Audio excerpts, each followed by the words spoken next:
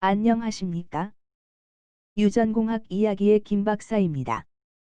오늘은 코로나19 백신에 대해 알아보겠습니다. 중국은 4종류의 코로나 백신을 국내 개발하고 한 종류의 백신은 국제협력으로 개발하고 있습니다. 이 중 4백신은 수출용 또는 인민용, 바이러스 벡터 백신은 인민용 또는 군인용, 국제협력으로 도입하는 RNA 백신은 VIP용으로 추정됩니다. 바이러스의 구조를 통해 백신 소재로서의 수용체 결합 부위, 즉 아어비디에 대해 살펴볼까요? 바깥의 표면 돌기가 보이는군요. 그것을 스파이크 단백질이라고 합니다. 스파이크 단백질에는 생체 세포의 수용체 또는 항체와 결합하는 부위인 아어비디를 포함하며 아어비디는 백신 제조에 필요한 핵심 부위입니다. 수용체 결합 부위를 백신으로서 주사하면 이에 대한 항체가 생성되고 이 중에 중화항체가 생성이 되면 백신에 의해 면역이 되는 것입니다. 수용체 결합 부위인 아어비디의 원형과 구조를 유지하면서 인체에 안전하고 효과적으로 투여하기 위해 다양한 접근 방법이 존재합니다. 바이러스의 백신 발전 방향에 대해 알아볼까요? 백신은 건강한 사람이 감염 예방을 위해 미리 접종하는 것이니만큼 엄격한 안전성 검증이 우선되어야 하며 당연히 감염에 대한 유효성도 입증되어야 합니다.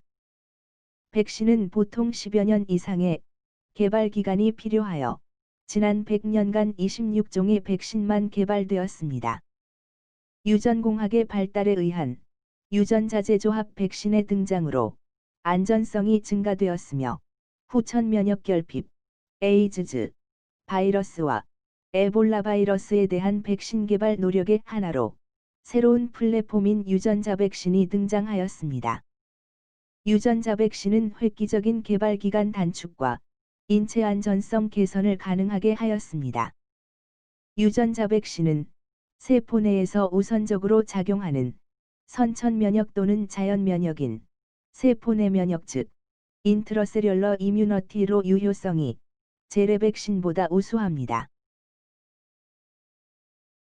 현재 세계적으로 임상시험 중인 코로나 백신 중에서 재래 백신에 대해 알아보겠습니다. 재래 백신은 개발은 용이하나 인체 안전성과 유효성 모두 유전자 백신에 비해 미흡합니다.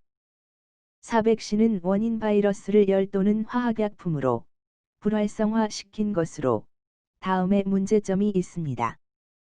수용체 결합 부위의 구조가 변형이 되고 상대적으로 수용체 결합 부위의 비율이 적어 유효성이 부족하며 무엇보다도 불활성화 과정에서 살아있는 바이러스의 존재 가능성을 배제할 수 없습니다. 불활성화 확률이 99.9999%라고 해도 원래 바이러스 개체수가 10의 7승이라면 10개는 살아있는 것입니다.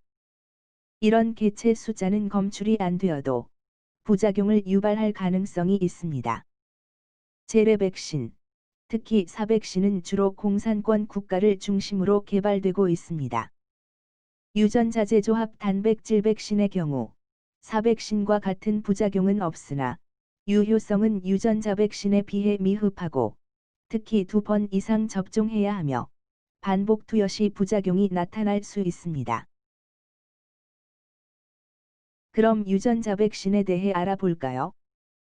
유전자 백신은 RNA 백신, DNA 백신, 바이러스 벡터 백신이 있습니다.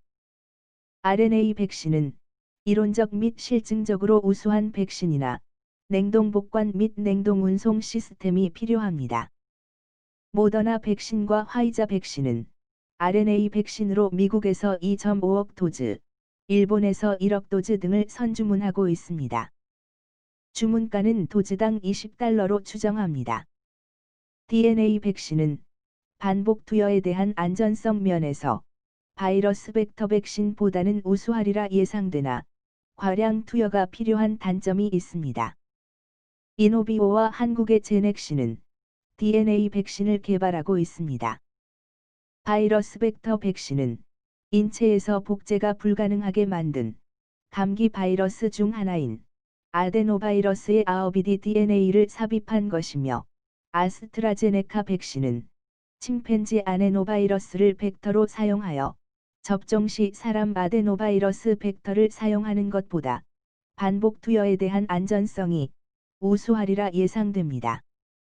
아스트라제네카 백신은 국제기구 프로그램의 10억 도즈, 미국과 영국, 유럽의 8억 도즈 등 가장 많은 선주문을 받고 있습니다.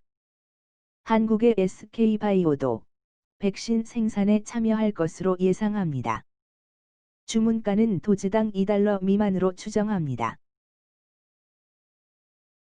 RNA 백신의 장점을 살펴볼까요? 전 슬라이드에서 말한 바와 같이 유전자 백신은 RNA 백신, DNA 백신, 바이러스 벡터 백신이 있습니다. 유전자 백신은 인체 세포 내로 들어가 최종적으로 단백질로 변환됩니다. 세포 내에서 작용하기 때문에 선천 면역인 세포 내 면역을 기대할 수 있습니다. 바이러스 벡터 백신은 일종의 DNA 백신으로 생각할 수 있습니다. RNA 백신은 DNA 백신과 다르게 그림과 같이 핵을 거치지 않기 때문에 효율적이며 보다 더 안전합니다. DNA 백신에 대한 RNA 백신의 장점은 인체에 대한 안전성 우수, DNA 백신의 1%에 불과한 적은 접종량, 무세포 제조 가능, 강한 면역 반응 유도, 생산의 용이성 등이 있으며, 유일한 단점은 안정성 즉 스터빌러티가 취약하여 보관 및 운송 시 냉동 시스템이 필요하다는 것입니다. 현재 미국에서 임상시험 중인 RNA 백신인 모더나 백신과 화이자 백신은 미국과 일본 등에서 선주문하고 중국도 개발에 참여하여 적어도 2021년까지 한국에서 확보가 어려울 것으로 예상됩니다. 그러면 한국은 어떻게 백신을 확보해야 할까요? 중국 백신을 수입해야 할까요? 중국은 4종류의 코로나 백신을 국내 개발하고 한 종류의 백신은 국제 협력으로 개발하고 있습니다.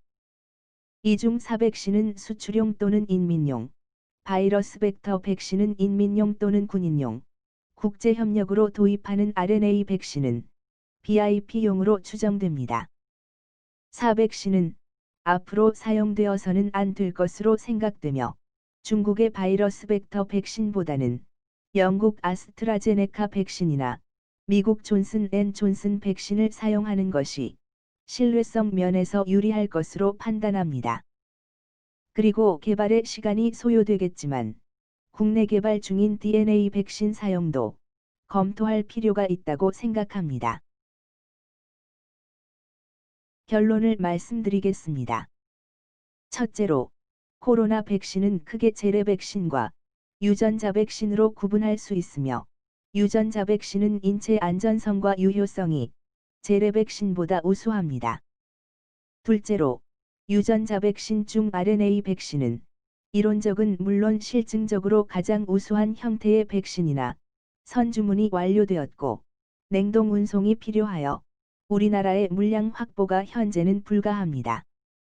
마지막으로, 우리나라가 내년까지 접종이 가능한 백신은 아스트라제네카 백신이 유력하며 이후 제넥신 백신도 선택 대상이 될 수 있다고 판단합니다. 참고로, 감염에 의해 생성된 항체은 사우즈의 경우 4년까지 유지가 가능하나 코로나19의 경우는 3개월 정도 유지되며 세포 면역은 6개월까지 지속된다고 알려져 있어 매년 추가 접종이 필요할 수도 있습니다.